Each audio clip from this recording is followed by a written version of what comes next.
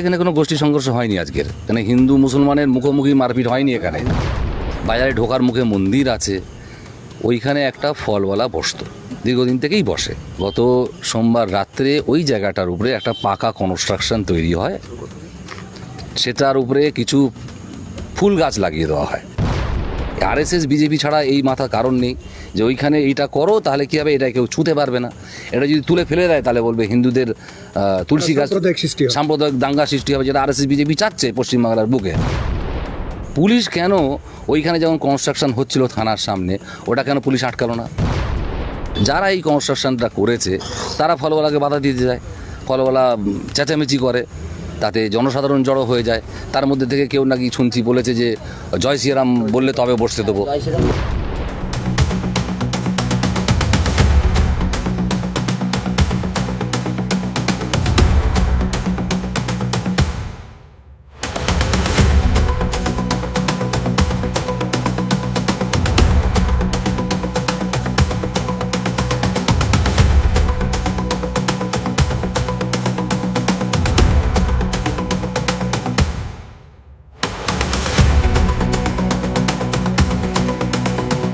দেখুন, অ্যাকচুয়ালি বিষয়টা অনেকেই অনেক রকম শুনেছেন।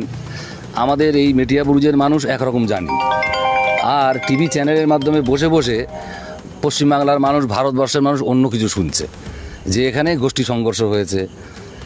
অ্যাকচুয়ালি এখানে কোনো গোষ্ঠী সংঘর্ষ হয়নি আজকের। এখানে হিন্দু মুসলমানের মুখোমুখি মারপিট হয়নি। এখানে হয়েছে কি, ফটক বাজার, এটা হচ্ছে জাতীয় বাজার বলা যায়। হিন্দু মুসলিম সব জাতের মানুষ এখানে বাজার করতে যায়। বাজারের মুখেতে বাইক রাখার জন্য জায়গা আছে, ফুটপাতে দোকানদার বসে, সেসব জায়গা আছে, ফুলওয়ালা বসে, ফলওয়ালা বসে, বাজারের ভিতরে না, বাজারের বাইরের। বাজারে ঢোকার মুখে মন্দির আছে, ওইখানে একটা ফলওয়ালা বসতো, দীর্ঘদিন থেকেই বসে। আমরা যতদিন বাজারে যাচ্ছি দেখেই আসছি ওরা বসে। সেই জায়গাটায় হঠাৎ করে এই ঈদের ছুটিতে সেই ফলওয়ালা মনে হয় বাড়ি যায়। গত সোমবার রাত্রে ওই জায়গাটার উপরে একটা পাকা কনস্ট্রাকশন তৈরি হয়, সেটার উপরে কিছু ফুল গাছ লাগিয়ে দেওয়া হয়। এটা রবীন্দ্রনগর থানার একদম সামনে, রবীন্দ্রনগরের থানার দেওয়ালের থেকে 2 মিটার দূরে। রবীন্দ্রনগর থানা জানে যে এটা ওখানে যারা যারা বসে, থানা তো কিছু লোককে নিজেই বসিয়ে রেখেছে সামনে, তারা জানে না ওখানে কারা বসে।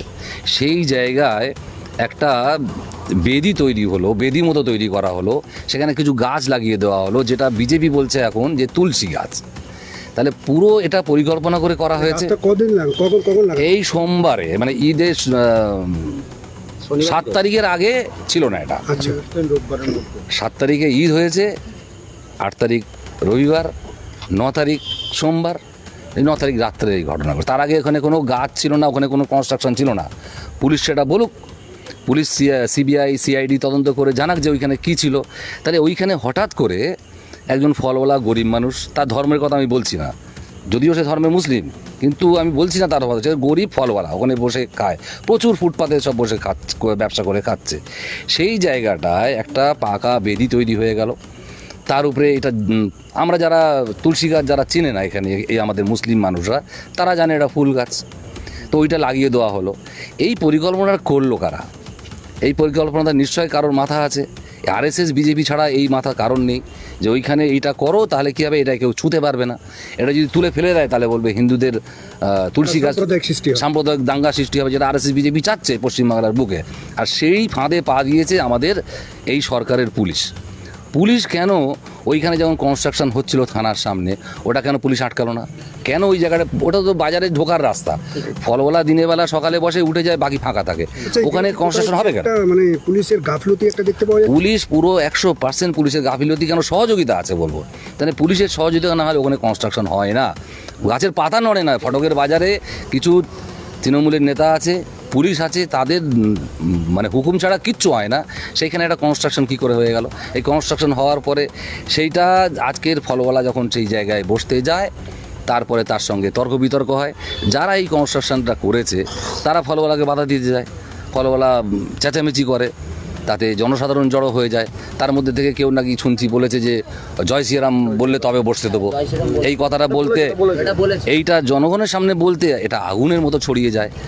আগুনের মধ্যে ছড়াতে পাবলিক জনসাধারণ আসতে আরম্ভ করে, তখনও পুলিশ যদি যে এই কথাটা বললো যে জয় শ্রীরাম বললে তবে বসতে দেবো, তাদের দুজনকেই পুলিশ অ্যারেস্ট করে ভিতরে থানায় নিয়ে চলে যেতে পারতো, তাহলে ওখানে কোনো ঝামেলা হতো না। পুলিশ এটাকে বাড়তি দিল, শুধু বাড়তে দেওয়া নয়, প্রায় ঘন্টা 3 ধরে এই জিনিস পুলিশের পক্ষ থেকে। কেন পুলিশ এই অঞ্চলের এমএলএ কাউন্সিলর তারা অ্যাকশন নিয়েছে। পুলিশের অ্যাকশন শুরু হয়েছে 3:30 4টে। ঘটনা ঘটনা শুরু হয়েছে 11টা 11:30। আচ্ছা, তখন ওই ফোর্সে কিছু মানে এত মব জড়ো হয়েছে, ওই পুলিশের পক্ষে সম্ভব ছিল না। কিন্তু যারা এখানে আমরা দেখেছি, যা ছিলাম আমরাও, তৃণমূলের এমএলএ কাউন্সিলর তারা এসেছিলেন, তারা এসে তো ঝামেলা কমাতে পারলেন না। তারা তো মুখ্যমন্ত্রীকে ফোন করতে পারতেন, অভিষেক ব্যানার্জিকে ফোনও করতে পারতেন যে আপনারা এক্ষুনি পুলিশ পাঠান, এখানে যা লোক নেমে গেছে এটাকে নামাতে গেলে পুলিশের দরকার। সেটা নিজেদের কালা উঁচু করার জন্য গিয়েছিলেন, সেটা আজকে কোথায় গেল? এই অঞ্চলের মানুষ সব হিন্দু মুসলিম, কোনো রকমের অশান্তিতে নেই। হ্যাঁ, কিছু আরএসএস বিজেপির এখানে দালাল আছে যারা এই অঞ্চলে অশান্তি বাঁধাতে চায় তাদের পার্টির নির্দেশে। এরপরেও অনেক রকম ঘটনা ঘটবে, 26 সালের ভোট পর্যন্ত হবে। আজকের এই ঘটনা আমাদের এই অঞ্চলের যেটা কোনো দিন হয়নি, সেই 92 দাঙ্গার সময় ওখানে কিছু হয়নি।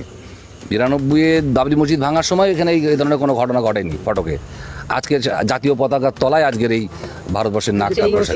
এই ঘটনায় কোনো গ্রেপ্তার কিংবা আটক করা হয়েছে কাউকে? হ্যাঁ, আমরা অনেকগুলো দেখলাম পুলিশ আটক করেছে। পুলিশের উপরে আসল মিডিয়ায় বলছে যে পুলিশ আক্রান্ত হয়েছে, তাদের বিরুদ্ধে অভিযোগ এসেছিল সকালে যে এই ঘটনাটা ঘটানো হয়েছে। তাদের কি কাউকে গ্রেপ্তার করা হয়েছে? আমি সেটা জানি না। তাদের যারা মূল এইসব মানে ঘটনার যে বাজারের মুখে যে ঘটনা যেটা নিয়ে এই আজকে এত বড় আগুন জ্বলে গেছে, সেই ক্ষেত্রে কোনো গ্রেপ্তার নেই। গ্রেপ্তার এই পরবর্তী ক্ষেত্রে যেগুলো হয়েছে, যারা মব পুলিশের গাড়ি আক্রান্ত হয়েছে, পাবলিক আক্রান্ত হয়েছে, তাদের মধ্যে থেকেই পুলিশ অ্যারেস্ট করতে বাধ্য হয়। মিডিয়া হয়ে গেছে, পুলিশ যদি অ্যারেস্ট না দেখায় তাহলে পুলিশকে তো জবাব দিতে হবে যে কটাকে ধরো। ওই জন্য সাধারণ মানুষ এই 6টার সময় 5:30টার সময় লোককে ধরছে, যারা সাধারণ মানুষ ফিরছিল কাছ থেকে তাদের ধরেছে। সাধারণ এলাকার মানুষের আপনার কি বার্তা থাকবে? এই এলাকার মানুষের কাছে আমার অনুরোধ, হয়তো প্ররোচনায় কান দেবেন না, কোনো গুজবে কান দেবেন না, আইন নিজেদের হাতে তুলে নিতে যাবেন না। প্রশাসন তার প্রশাসনের কাজ করুক, আপনারা সবাই শান্তিপূর্ণভাবে থাকবেন। আপনারা এই ঝামেলার মধ্যে যাবার চেষ্টা করবেন না। এখন বিষয়টা প্রশাসনের নজরে এসছে, আপনাদের কাছে অনুরোধ, আপনারা শান্তিপূর্ণভাবে সব থাকবেন, অযথা জটলা না করে এলাকায় শান্তি। ইতিমধ্যে এলাকায় পুলিশ কমিশনার এসে, হ্যাঁ, পুলিশ কমিশনার এসে আমি দেখলাম। হ্যাঁ, এরিয়া কন্ট্রোলে আছে এখন ইতিমধ্যে। তো আমার মেটিয়াবুরুজের সমস্ত অংশের মানুষের কাছে অনুরোধ, আপনারা শান্তি শৃঙ্খলা বজায় রাখুন, আইন হাতে তুলতে যাবেন না, প্রশাসনের কাজ করতে দিন। প্রশাসনের উপরে যে দাবি মানুষের ছিল যে যারা অন্যায় করেছে তাদের গ্রেপ্তার করা হোক, তাদের শাস্তি হোক, কিন্তু যারা অন্যায় করেনি তাদের নিঃশর্ত মুক্তি আমরা আশা করি। আর এই যে ঘটনা ঘটেছে এর জন্য এই অঞ্চলে পুলিশের পিকেটিং যাতে থাকে সেই বন্দোবস্তও সরকার করুক।